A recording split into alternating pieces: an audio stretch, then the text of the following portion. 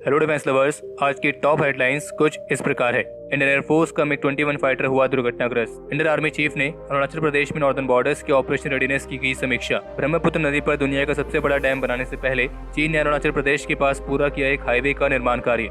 C-60 commandos के साथ हुई मुठभेड़ में 13 नक्सल ढेर। और DRDO ने विकसित करी एक खास तरह की कोविड एंटीबॉडी डिटेक्शन किट।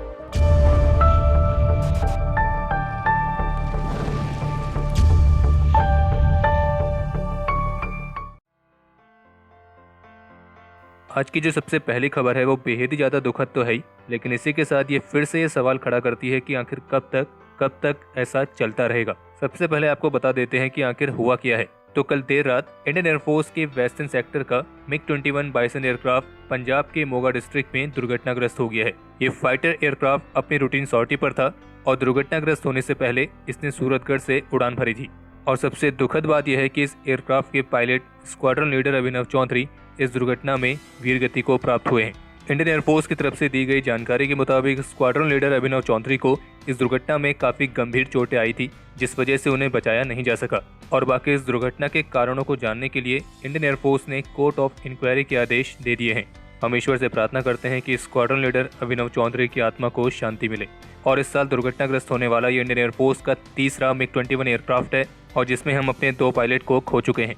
और अब सवाल ये उठता है कि इतना अधिक एक्सीडेंट रेट होने के बावजूद भी, जिसके चलते इस एयरक्राफ्ट को फ्लाइंग कॉफिन तक का नाम मिल चुका है, तब भी इस एयरक्राफ्ट को अभी तक इंडियन एयरफोर्स की सर्विस से रिटायर नहीं किया गया है। यहाँ तक कि most of the other countries जो इस MiG-21 फाइटर को ऑपरेट करती हैं, उनमें से अधिकतर कंट्रीज MiG-21 को रिटायर कर चुकी हैं। और अब इससे बेहतर समय कुछ और नहीं हो सकता है कि इंडियन एयरफोर्स को अपने MiG-21 फाइटर्स भारत के स्वदेशी LCA तेजस से रिप्लेस करने चाहिए। लेकिन भारत सरकार को इस सवाल का जवाब भी देना चाहिए कि आखिर कब तक इन पुराने और एयरक्राफ्ट की वजह से इंडियन एयरफोर्स अपने यंग पायलट्स को खोएगी। और इस दुर्घटना में हमने जो स्क्वाड्रन लीडर अभिनव चौधरी को खोया है, वे एक यंग पायलट थे और जिनकी अभी कुछ समय पहले ही शादी भी हुई थी। और हाँ, आप में से कईयों के मन में सवाल भी आ रहा होगा कि स्क्वाड्रन लीडर अभिनव चौधरी एयरक्राफ्ट से इजेक्ट क्यों नहीं हुए। तो फिलहाल तो जब तक कि इस दुर्घटना की कोर्ट ऑफ इंक्वायरी पूरी नहीं हो जाती है, तब तक स्पष्ट रूप से कोई भी नहीं कह सकता है कि वे इजेक्ट हुए थे या नहीं हुए थे, क्योंकि इस बात की भी संभावना होती है कि किसी कंडीशन के चलते वे इजेक्ट नहीं हो पाए होंगे। और इस बात की भी संभावना बनती है कि वे इजेक्ट हुए तो होंगे, लेकिन उन्हें उससे काफ़ी गंभीर चोटें आई होंगी।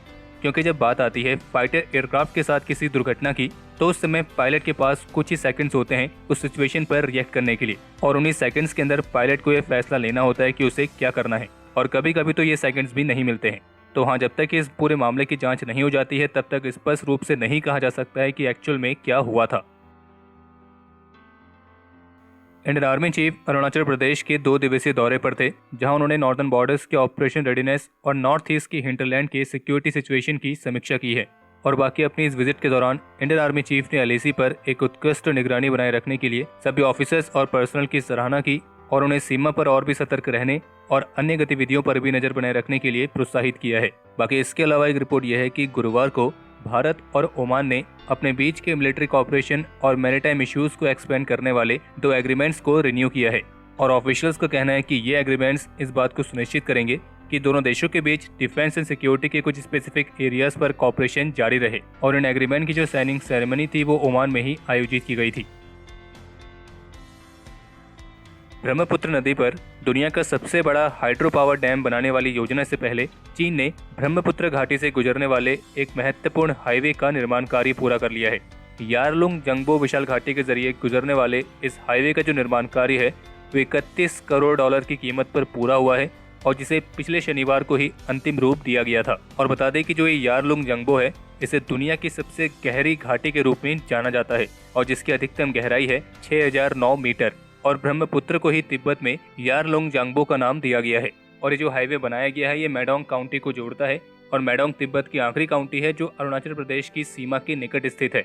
और जैसे कि आप सभी जानते होंगे कि चीन इस बात का दावा करता है कि अरुणाचल प्रदेश दक्षिण तिब्बत का हिस्सा है। हालांकि भारत की तरफ से हमेशा इस दावे को खारिज किया गया है, क्योंकि अरुणाचल प्रदेश पूरी तरीके से भारत का एक अभिन्न हिस्सा है।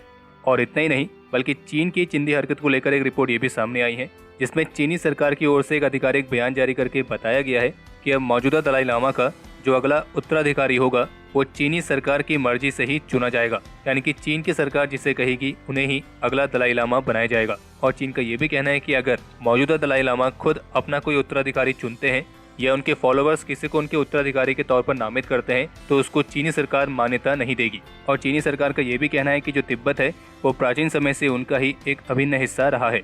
वैसे आपको बता दें कि जो मौजूदा समय के दलाई लामा हैं वे 14 नंबर के हैं, और जब तिब्बत पर आक्रमण करके चीन ने अवैध रूप से वहाँ पर कब्जा कर लिया था तो फिर उसके बाद दलाई लामा को भारत की शरण लेनी पड़ी थी। हालांकि उसके बाद फिर तिब्बत के स्थानीय लोगों ने चीनी सरकार की कार्रवाई के खिलाफ जमकर विरोध भी किया था, और फिलहाल अभी मौजूदा दलाई लामा को भारत ने राजनीतिक शरण दे रखी है और तभी से निर्वासित तिब्बती सरकार हिमाचल के धर्मशाला में है। लेकिन अब दलाई लामा की बढ़ती उम्र के कारण ही उनके उत्तराधिकारी का मामला भी उठने लगा है। और जबकि अभी कुछ समय पहले अमेरिका की तरफ से कहा गया था कि दलाई लामा के उत्तराधिकारी के संबंध में फैसला करने का अधिकार केवल दलाई लामा और तिब्बत के नागरिकों के पास ही होना चाहिए, लेकिन अब चीन पूरी कोशिश कर रहा है कि तिब्बत पर उसका जो कंट्रोल है वो और अच्छी तरीके से स्थापित हो। महाराष्ट्र के गढ़चिरौली डिस्ट्रिक्ट में नक्सल्स और C60 कमांडोज के बीच हुई मुठभेड़ में कम से कम 13 नक्सल्स को ढेर किया गया है। और ये जो मुठभेड़ है यह सुबह करीब 5:30 बजे कोटमी के जंगलों में हुई थी। ऑफिशियल्स का कहना है कि इन जंगलों में स्पेसिफिक इनपुट्स के आधार पर पुलिस पार्टी द्वारा सर्च ऑपरेशन लॉन्च किया गया था और इस पुलिस पार्टी में C60 कमांडोज शामिल थे। और इस दौरान जब नक्सल्स ने C60 कमांडोज को देखा तो उन्होंने ओपन फायर करना स्टार्ट कर दिया और फिर जवाबी कार्रवाई में कमांडोज की तरफ से भी फायर किया गया और जिसमें कम से कम 13 नक्सल्स को ढेर किया गया है। और ये जो मुठभेड़ है ये करीब 1 घंटे तक चली थी और जो बाकी के बचे नक्सल्स हैं वे घने जंगलों में भाग गए। बाकी इस पूरे एरिया पर सर्च ऑपरेशन अभी भी जारी है। बाकी इसके अलावा जो पिछले 11 दिनों से इजरायल और हमास के बीच युद्ध जैसी स्थिति बनी हुई थी, तो अब इस युद्ध वाली स्थिति को समाप्त करने के लिए दोनों पक्ष युद्ध विराम यानी कि सीज फायर के लिए सहमत हो गए हैं। और इस सीज फायर वाले फैसले के बाद आज शुक्रवार को भारत की तरफ से भी इजरायल और फिलिस्तीन विवाद के बीच एक बैलेंस स्टैंड लेते हुए ये कहा गया कि हाल की घटनाओं ने एक बार फिर से इजरायल और फिलिस्तीन के ऑफिशियल्स के बीच बातचीत को फिर से शुरू करने की आवश्यकता को रेखांकित किया है। और भारत का कहना है कि इस वायलेंस को खत्म करने के लिए भारत सभी तरह के डिप्लोमेटिक एफर्ट्स को सपोर्ट करता है। चाइनीज वायरस के खिलाफ जारी इस लड़ाई में एंटी कोविड ड्रग के बाद अब DRDO ने एक खास तरह की कोविड एंटीबॉडी डिटेक्शन किट को डेवलप किया है जो कि दिल्ली में स्थित वैनगार्ड डायग्नोसिस लैब के साथ कोलैबोरेशन के तहत विकसित की गई है। और इस किट का नाम है डीप कोवन किट, जो कि ह्यूमन सीरम या फिर उसके प्लाज्मा में मौजूद इस चाइनीज वायरस की एंटीबॉडी को डिटेक्ट करने के काम आएगी। और DRDO को कहना है कि ये केवल 75 मिनट के अंदर पूरा टेस्ट कंडक्ट कर सकती है और इसकी जो शेल्फ लाइफ है वो करीब 18 महीने की है। और एक कोविड एंटीबॉडी डिटेक्शन किट जून के महीने से उपलब्ध हो जाएगी। और बाकी अगर आपको यहाँ तक वीडियो पसंद आई है तो आपके लिए भी लाइक का बटन उपलब्ध है, उस लाइक बटन को दबा के जाएं। कल के जो हमारे टॉप 3 कमेंट्स हैं वो कुछ इस प्रकार है।